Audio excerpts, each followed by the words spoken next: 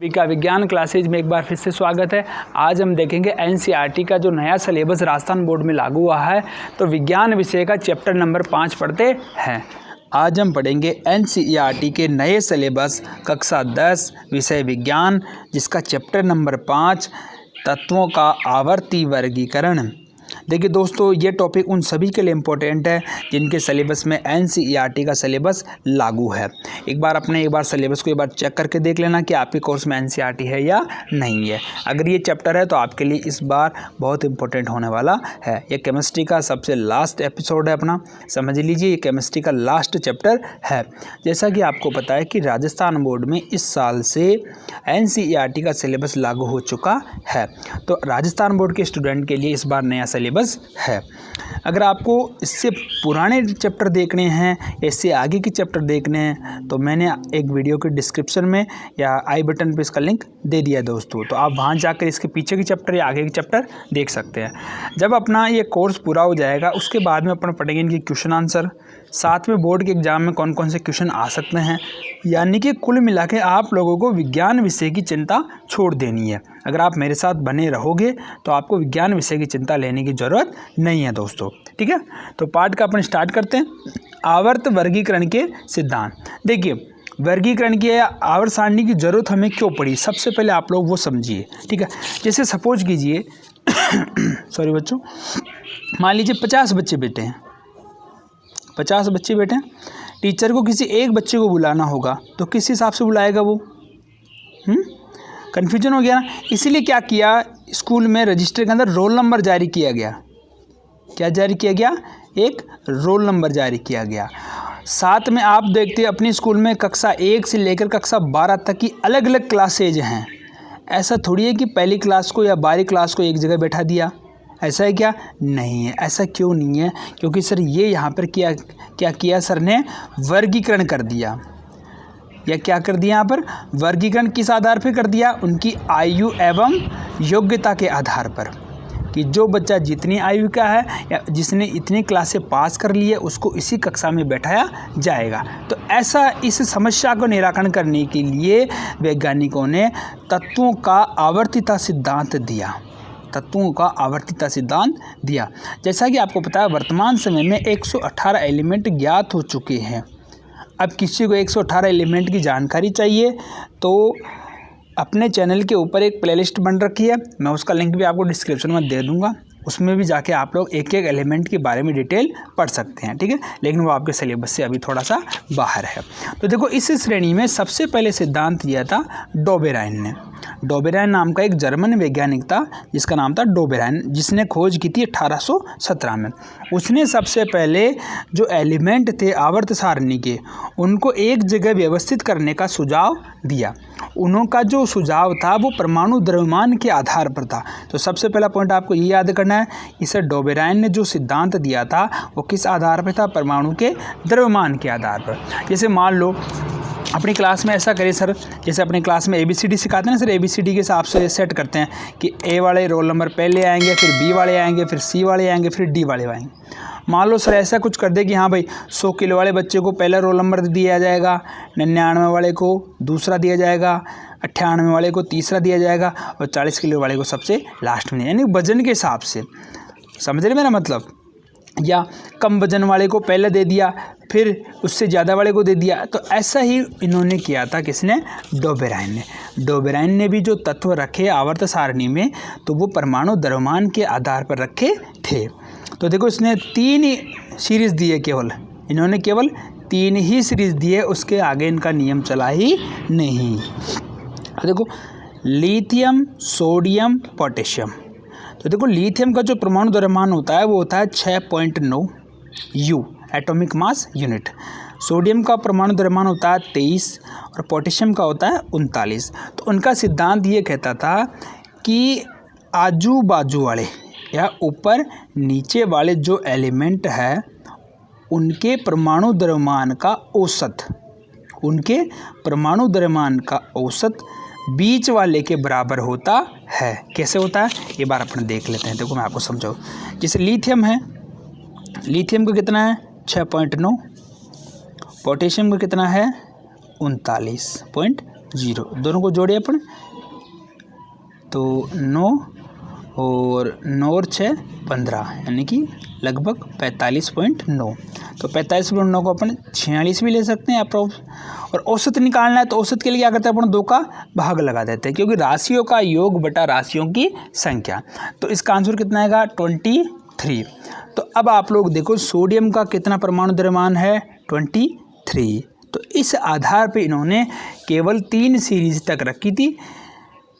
ये सीरीज है, लीना ने कहा, ठीक, अरे lithium, sodium, potassium, calcium, strontium, barium, अपनी ये गैसें हैलोजन वाली गैसें, क्लोराइड, ब्रोमाइड, आयोडाइड, ठीक है। तो ये 3 ही जगह पर इसका सिद्धांत लगता है और यही डोबेराइन का त्रिक नियम है। याद रखना फिर से, आजू बाजू वाले का जो परमाणु द्रव्यमान है उसका औसत बीच वाले के बराबर होता है। तो अब देखो जब इसने दिया तो उसने ज़्यादा नियम, मतलब कुछ भी ज़्यादा चल नहीं पाया, इसका नियम थोड़ा सा चला, फिर बाद में इसको नष्ट कर दिया गया, यानी कि इसका कोई विशेष उल्लेख नहीं होता।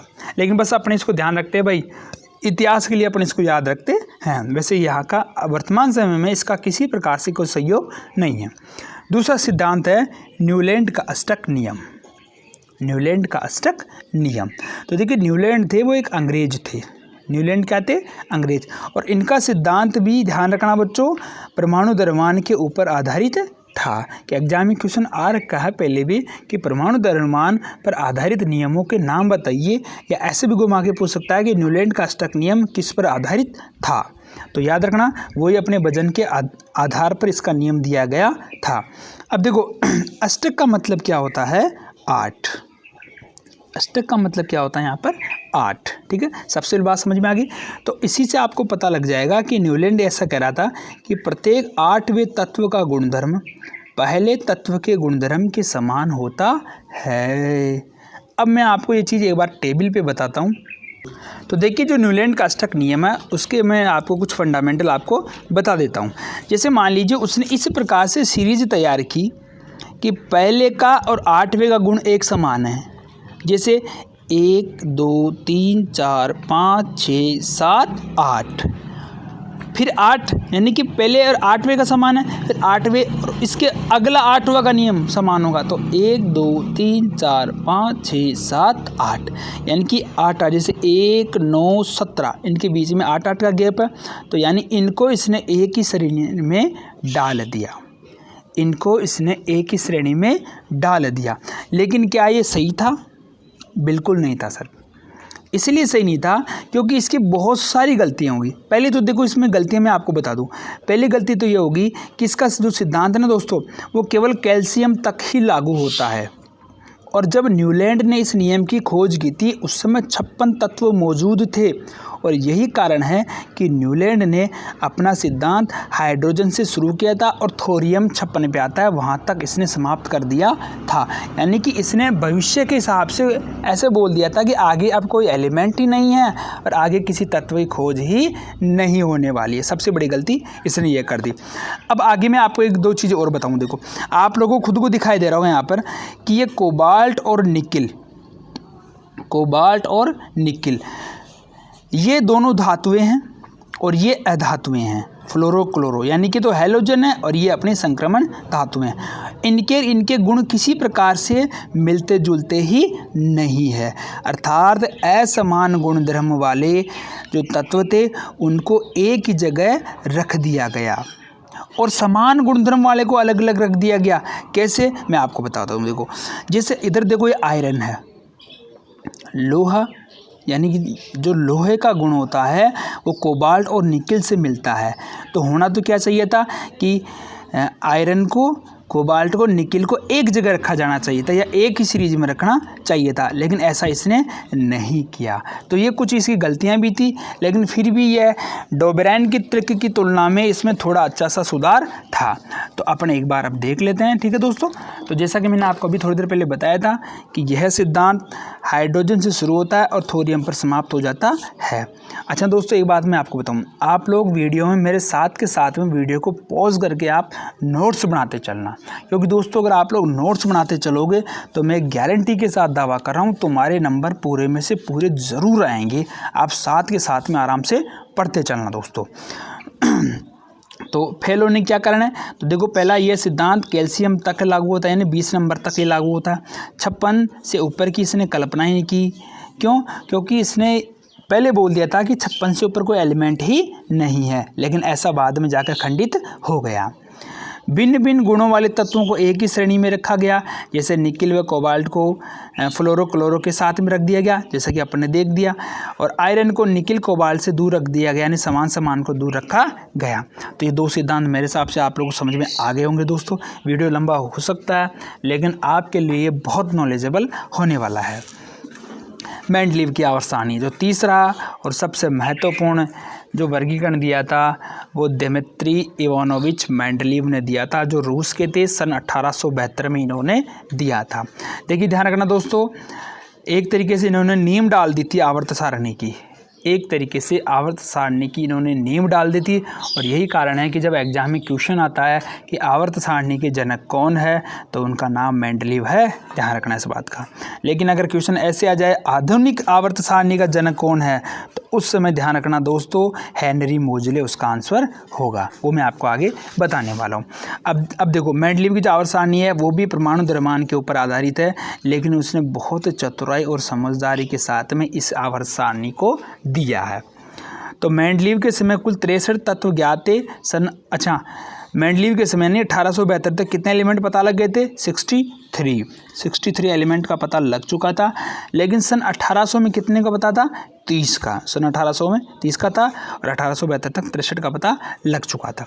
मेंडलीव ने तत्वों के परमाणु द्रव्यमान एवं उनके भौतिक तथा रासायनिक गुणों के बीच में अध्ययन किया। अब देखो मेरी बात समझो आप लोग। मेंडलीव ने ये बताया कि तत्वों के जो परमाणु होते हैं, यानी जो एटम होता है, उनका जो भार है या जो एटॉमिक मास है वह उस तत्व के भौतिक और रासायनिक गुणों के समानुपाती होता है, या किसी भी तत्व का जो रासायनिक व भौतिक गुण होता है वह परमाणु द्रव्यमान के ऊपर आधारित होता है। ठीक है। अब इसकी जो मेन परिभाषा है वो यही है, तत्वों के गुणधर्म उनके परमाणु द्रव्यमान के आवर्ती फलन होते हैं। देखो किसी भी तत्व में जो गुण है, अब वो गुण कैसे हो सकते हैं? चाहे वो गुण उसके भौतिकी हो सकते हैं या उसके रासायनिक गुणधर्म हो सकते हैं। वो किसके आवर्ती फलन का मतलब होता है रिपीटेशन, फलन का मतलब होता है यहाँ पर परिणाम, फलन का मतलब क्या होता है यहाँ पर? परिणाम। तो तत्वों के जो रासायनिक व भौतिक गुणधर्म है उनके परमाणु द्रव्यमान के आवर्ती फलन होते हैं, अर्थात जो परमाणु द्रव्यमान है उसी के कारण उनके गुणों में बदलाव होता है। या मैं आपको सीधी बात में बताऊं तो जो भौतिक व रासायनिक गुण होते हैं वो परमाणु द्रव्यमान के ऊपर आधारित होते हैं। ठीक है दोस्तों, अब अपने एक बार टेबल देख लेते हैं जो अपनी बुक में दे रखी है। तो दोस्तों ये है मेंडलीव की आवर्त सारणी। तो मेंडलीव ने क्या किया था, उन्होंने पहले तो दो चीज़ें दी, एक तो आवर्त दिया और एक समूह दिया। जो आपको इधर दिखाई दे रहे हैं वो सारे आवर्त हैं और इधर आपको जो दिखाई दे रहे हैं वो सारे यहाँ पर समूह है, यानी कि ग्रुप है, और ये इनको बोलते हैं अपने पेरियोड। इन्होंने देखो दो चीज़ ध्यान रखना, आप लोगों को याद रखनी है कि जो मेंडलीव थे उन्होंने हाइड्राइड और ऑक्साइड बनाने के लिए, याद रखना इस बात का, हाइड्राइड और ऑक्साइड बनाने के लिए अलग अलग तत्वों का चुनाव किया, अर्थात उनके रासायनिक व भौतिक गुणधर्मों का पता करने के लिए ऑक्सीजन और हाइड्रोजन का ही यूज किया गया। एग्जाम में क्वेश्चन पूछ रखा है तो मैं क्वेश्चन आपके बाद फिर से रिपीट कर रहा हूँ कि मेंडलीव ने ऑक्सीजन व हाइड्रोजन का चुनाव क्यों किया? क्योंकि सर ये अत्यंत सक्रिय होते हैं तथा अधिकांश तत्वों के साथ में उत्पाद बना लेते हैं। ठीक है दोस्तों, तो बात आपको समझ में आ गई सर की। तो ये इसका टेबल है। अब देखते हैं इसमें क्या क्या चीज़ें, उसी के आधार पर मैं आपको इधर समझाते चलता हूँ। ठीक है, साथ के साथ में अच्छा वीडियो पसंद आएगा तो अपने दोस्तों के साथ में इसको शेयर ज़रूर कीजिएगा बच्चों। मेंडलीव ने आवर्त सारणी में समान गुणों वाले तत्वों को एक साथ रखने के लिए परमाणु द्रव्यमान के बढ़ते क्रम को उलटना पड़ा। तो देखो जैसे भी आपको पता है कोई ना कोई नियम बनता है तो कुछ ना कुछ तो उसमें गलतियां होती है। तो जो नियम परमाणु द्रव्यमान के बढ़ते हुए क्रम में मेंडलीव ने बनाए थे उसमें भी गड़बड़ हो गई। उसमें गड़बड़ इसलिए कर दी गई क्योंकि मेंडलीव को कोबाल्ट और निकिल को एक ही जगह पास में रखना था। किसको? कोबाल्ट और निकिल को एक ही ग्रुप में रखना था, इसलिए उसने इस क्रम को भी तोड़ दिया। कैसे? इधर देखो, देखो कोबाल्ट का कितना है 58.93 और निकिल का कितना है 58.17। नियम तो क्या कहता है कि पहले निकिल आता, क्यों? क्योंकि पहले कम का भार आएगा उसके बाद में बड़े का आएगा। तो नियम तो ये कह रहा था कि पहले निकिल आता, लेकिन साहब इसने इस गुणधर्म को पलट दिया। तो ये क्या एक तरीके से इसकी कमियां भी है, ये क्या एक तरीके से इसकी कमियां भी है कि इसने खुद नहीं तो बोला कि भाई हम परमाणुओं को इनके बढ़ते हुए क्रम में विन्यासित कर रहे हैं, लेकिन खुद ने इसको बीच में तोड़ दिया। तो ये बात भी आपको पता होना चाहिए अगर आपसे कोई पूछता है कि मेंडलीव के नियम की कमियाँ क्या है। अक्रिय गैसों का पता बाद में चला, परंतु मेंडलीव ने इनको उचित स्थान पहले ही प्रदान कर दिया था। यानी ये क्या होगी मेंडलीव के नियम की विशेषता। हाइड्रोजन को आवर्त सारणी में निश्चित स्थान नहीं दिया गया, जो मेंडलीव की पहली कमी थी, और ये कमी आज भी बनी हुई है, क्योंकि आज भी बेचारे हाइड्रोजन को अनाथ तत्व कहा गया है, क्योंकि हाइड्रोजन को आज भी कहीं पर भी स्थान, समुचित स्थान पूर्णतः वर्गीकरण के साथ में नहीं दिया गया है दोस्तों। ठीक है, तो ये इसकी कमी है जो आपको याद रखनी है। अब देखो सुनो, सबसे पहले कौन आया? डोबेरन आया। सबसे पहले कौन आया? देखो सबसे पहले आया डोबेरन, उसके बाद में कौन आया? ऑक्टेट्रूल आ गया, अष्टक आ गया, न्यूलैंड आ गया। ठीक है, उसके बाद में कौन आया? ये अपना मेंडलीव आ गया, और सबसे लास्ट में कौन आया? हेनरी मोजले। और ये बात ध्यान रखना, आधुनिक आवर्त सारणी का जनक हेनरी मोजले ही है, और आज जो अपन आवर्त सारणी पढ़ते हैं वह हेनरी मोजले वाली आवर्त सारणी ही पढ़ते हैं। याद रखना दोस्तों। अब इस हेनरी मोजले की सबसे खास बात यही थी कि इसने तत्वों को एक नई चीज़ डाली, परमाणु क्रमांक। इसने तत्वों को परमाणु क्रमांक के आधार पर व्यवस्थित किया था। बाकी के ये जो पिछले वाले तीनों थे इन्होंने इसको परमाणु द्रव्यमान के आधार पर लिया, लेकिन इसने परमाणु क्रमांक के आधार पर लिया। परमाणु क्रमांक का मतलब समझ लो उसका कोई रोल नंबर है। वैसे परमाणु क्रमांक का मतलब होता है यहाँ पर प्रोटॉनों की संख्या। अब ये क्या है? अब जैसे आप बड़ी क्लासों में पढ़ोगे धीरे धीरे, तब आपको धीरे धीरे समझ में आ जाएगा बच्चों। तो शुरू करें, चलिए। आधुनिक आवर्त सारणी, इसकी खोज हुई थी 1913 में। हेनरी मोजले ने इसकी खोज की थी। मोजले ने मेंडलीव की आवर्त सारणी में सुधार करते हुए नई आवर्त सारणी दी। इसके अनुसार तत्वों के गुणधर्म उनके परमाणु क्रमांक जेड के, अब तक अपन पढ़ रहे थे परमाणु द्रव्यमान, आज अब हम पढ़ रहे हैं परमाणु क्रमांक का आवर्ती फलन होता है। ठीक है, यानी कि सर जितने भी एलिमेंट होते हैं उनके भौतिक व जो रासायनिक गुणधर्म होते हैं वो परमाणु क्रमांक का आवर्ती फलन होते हैं, न कि परमाणु द्रव्यमान के। ठीक है, आधुनिक आवर्त सारणी में 18 वर्ग तथा 7 आवर्त हैं। ठीक है, अब देखो सुनो, अब ये जो मैं आपको कुछ चीज़ें बताने वाला हूँ वो आपका बेसिक है। पूरी डिटेल आप लोग कक्षा 11 की केमिस्ट्री में पढ़ने वाले हैं। ठीक है, कोष में इलेक्ट्रॉनों की अधिकतम संख्या कितनी होती है उसको क्वेश्चन आपके एग्जाम में पहले आ रखा है, इसलिए मैं आपको बता रहा हूँ कि अगर किसी कोष में, यानी जनरली ये कोष कौन सा अपने लिए एन है। वैसे मैं आपको एक बात बताऊँ, देखो इनमें क्या होता है, क्वांटम संख्या होती है एन एल एम एन। ठीक है, इस प्रकार से क्वांटम संख्याएं होती है। तो अपने क्या है, अपने केवल कोष की संख्या ज्ञात करें किसमें, एन में। ऐसे समझ लो, जैसे मैं आपको बताऊं, ऐसे समझ लो आप लोग, तो ये नाभिक है और इनमें जो इलेक्ट्रॉनों की संख्या है, इनमें जो इलेक्ट्रॉनों की संख्या है वो कितनी कितनी रहेगी। ठीक है, तो इसका एक सूत्र होता है 2n का स्क्वायर। तो n का मान क्या है यहाँ पर, कोषों की संख्या।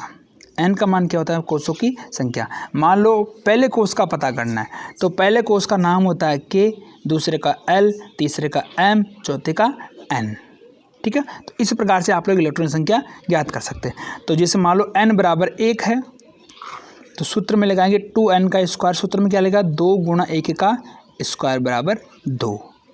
उसी प्रकार n बराबर 2 है तो 2 का स्क्वायर करेंगे तो 2 गुणा 4 बराबर 8। ये इलेक्ट्रॉनों की संख्या पता लगी। अब मुझे कमेंट में आप लोग n बराबर 3 का आंसर ज़रूर बताएंगे मुझे कि n बराबर 3 होगा, तो मुझे खाली बस आंसर ऐसे लिखेंगे m बराबर इसका आंसर लिख के मुझे यहाँ पर बताएंगे दोस्तों, ठीक है।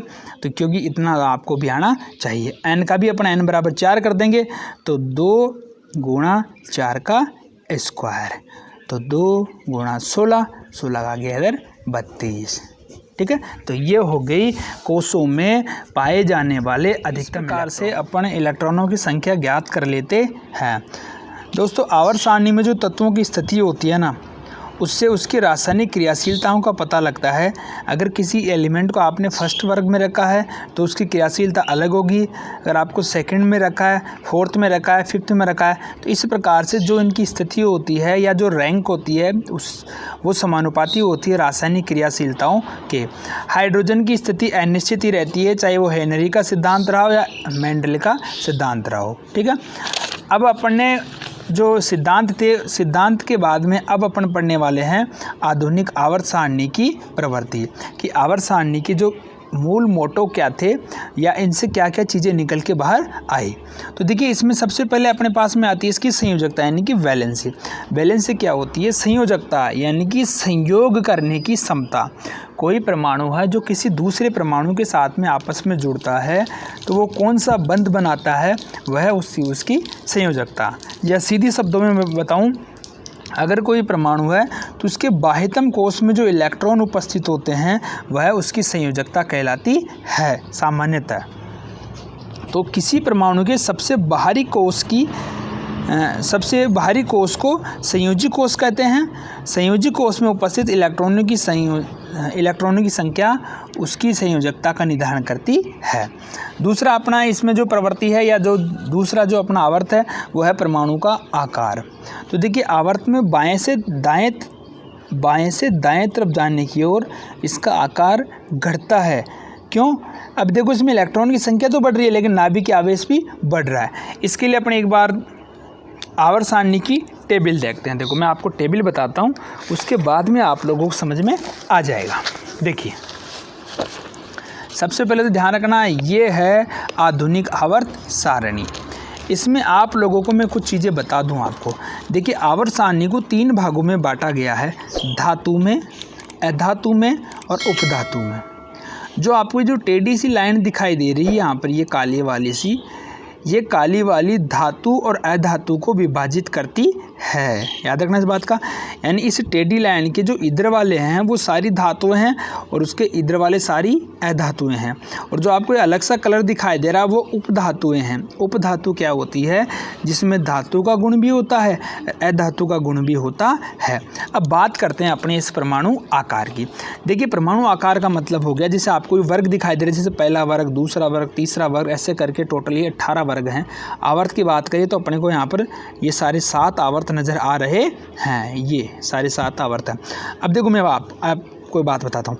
आकार की बात करें, अगर अपने इधर से इधर की तरफ जाएंगे यानी आवर्त सारणी में बाएं से दाएं की तरफ जाएंगे तो परमाणु का आकार नहीं बढ़ता है, अपितु परमाणु का आकार हल्का सा कम हो जाता है, जिसे अपन संकुचन कहते हैं। कैसे कम हो जाता है? एक उदाहरण के साथ में अपन यहाँ पर समझते हैं। इसी के उदाहरण को अपन देखते हैं, जिसे अपन रफ कॉपी में देखते हैं। देखिए मैं आपको समझाता हूँ कैसे होता है इसमें। चलो इसी में देख लें तो अपन एक बार मैं आपको बताता हूँ। देखो जैसे मान लो आवर्त सारणी में बाएं से जैसे boron, carbon, nitrogen, oxygen, fluorine. तो देखो बोरोन कितने पे आता है? 5 पे आता है। 5, 6, 7, 8, 9। अगर अपने इसके टुकड़े करेंगे तो कितने आएंगे? 2, 3, 2, 4, 2, 5, 2, 6, 2, 7। यानी कि इसके संयोजी कोश में कितने इलेक्ट्रॉन हैं? 3। इसके कितने हैं? 4, इसे कितने हैं 5, 6, 7। अब एक बात देखो, जब अपने यहाँ इसका आरेख बनाते हैं तो 2 इलेक्ट्रॉन अपने यहाँ लगा दिए, नाभिक है, और 3 इलेक्ट्रॉन 1, 2, 3, ठीक है। अब इसका एक बार और देखिए, इसमें मान लो ये तो बोरॉन का हो गया और ये कार्बन का हो गया, फिर आप लोग समझ जाओगे इसमें ये 2 इलेक्ट्रॉन, ये नाभिक है इसका, और 4, 1, 2, 3, 4, ठीक है। अब देखो पहली बात हो, इसका परमाणु क्रमांक कितना है यहाँ पर, इसका कितना है 5, इसका कितना है यहाँ पर 6। अब मैंने एक बात बता दी, परमाणु क्रमांक बढ़ता है तो प्रोटॉनों की संख्या बढ़ती है। किसकी संख्या बढ़ती है, प्रोटॉनों की। प्रोटॉन का मतलब क्या होता है, धनावेश।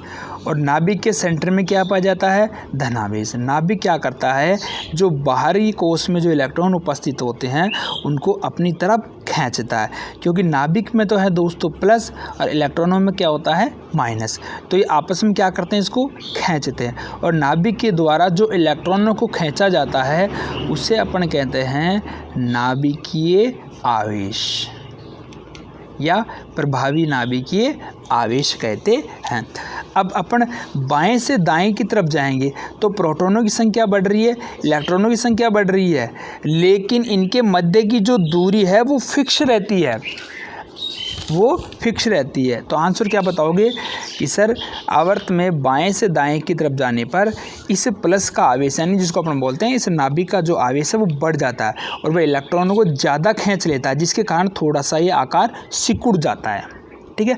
लेकिन ऐसा उधर नहीं होता, कैसे, ऊपर से नीचे आते हैं तब, ऊपर से नीचे आते हैं तब ऐसा नहीं होता है। क्यों, क्योंकि वहाँ पर क्या होता है, वहाँ पर ऐसा होता है कि वहाँ पर आवर्त में ऊपर से नीचे आएंगे तो शेल की संख्या बढ़ जाएगी। जैसे एक उदाहरण लेते हैं अपन, लीना ने कहा रूबी सजी फिरे। जैसे मैं आपको दिखाऊं, ये कौन सा मैं दिखा रहा हूँ आपको, थोड़ा सा देखो, एक बार किताब देखते हैं ताकि आपको पता लग जाएगा। मैं एक बार किताब दिखाता हूँ बच्चों आपको। देखिए मैंने जो आपको दिखाया ये कहाँ गया, इसमें ये है, ये वाला ऊपर से नीचे आ रहा है। लीना ने कहा रूबी सजी फिरे, यानी कि अपन पहला वर्ग देख रहे हैं। कौन सा वर्ग देख रहे हैं, पहला वर्ग। पहला वर्ग में क्या होता है, परमाणु के आकार की बात करते हैं। लिथियम कितने पे आता है, 3 नंबर पे। सोडियम कितने पे आता है, 11 पे। तो लिथियम के अपन टुकड़े करेंगे अष्टक के हिसाब से 2 और 1, और उसके सोडियम के करेंगे तो कितना हो जाएगा 2, 8, 1। अब आप लोगों को एक चीज़ समझ में आ गई होगी, मैं एक बार लिथियम का दोनों का बना देता हूँ। ये इसका नाभिक है, ये 2 इलेक्ट्रॉन आ गए, दूसरे कोष में है इधर इलेक्ट्रॉन, ठीक है। इसको इलेक्ट्रॉन से अपन ऐसे दर्शा रहे हैं, इलेक्ट्रॉन है। और सोडियम की बात करें तो ये नाभिक है इसका, पहले में कितने हैं 2 इलेक्ट्रॉन, दूसरे में कितने हैं 8 इलेक्ट्रॉन, 2, 3, 4, 5, 6, 7, 8, और तीसरे में कितने हैं 1 इलेक्ट्रॉन, ठीक है। अब आप लोग पता लग गया होगा इनके मध्य की दूरी बढ़ जाती है। क्यों, क्योंकि सर आवर्त में ऊपर से नीचे आते हैं तो शेल या कोश की संख्या बढ़ जाती है, जिसके कारण इनके मध्य की जो त्रिज्या होती है वो बढ़ जाती है। अतः हम कह सकते हैं कि आवर्त में या आवर्त सारणी में ऊपर से नीचे आते हैं तो परमाणु आकार बढ़ जाता है, ठीक है दोस्तों। धात्विक व अधात्विक गुणधर्म।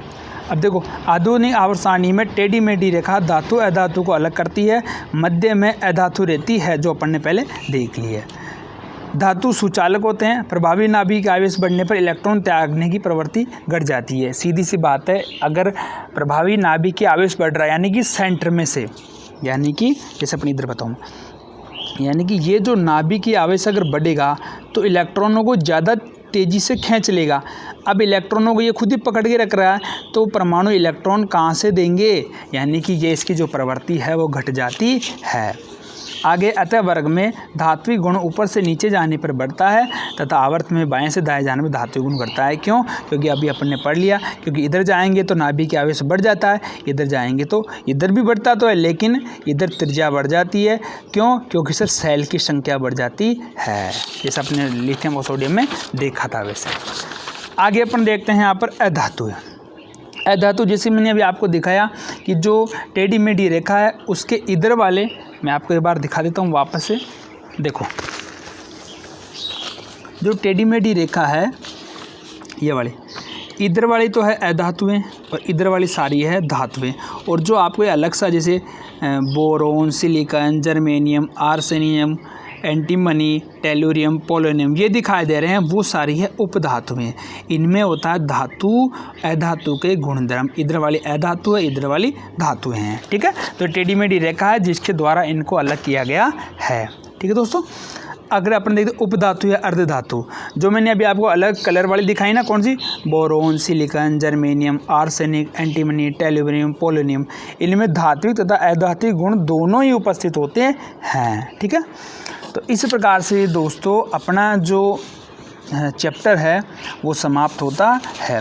उम्मीद कर रहा हूँ दोस्तों आपने चैप्टर नंबर कौन सा अपना 5 अच्छे ढंग से पढ़ा होगा।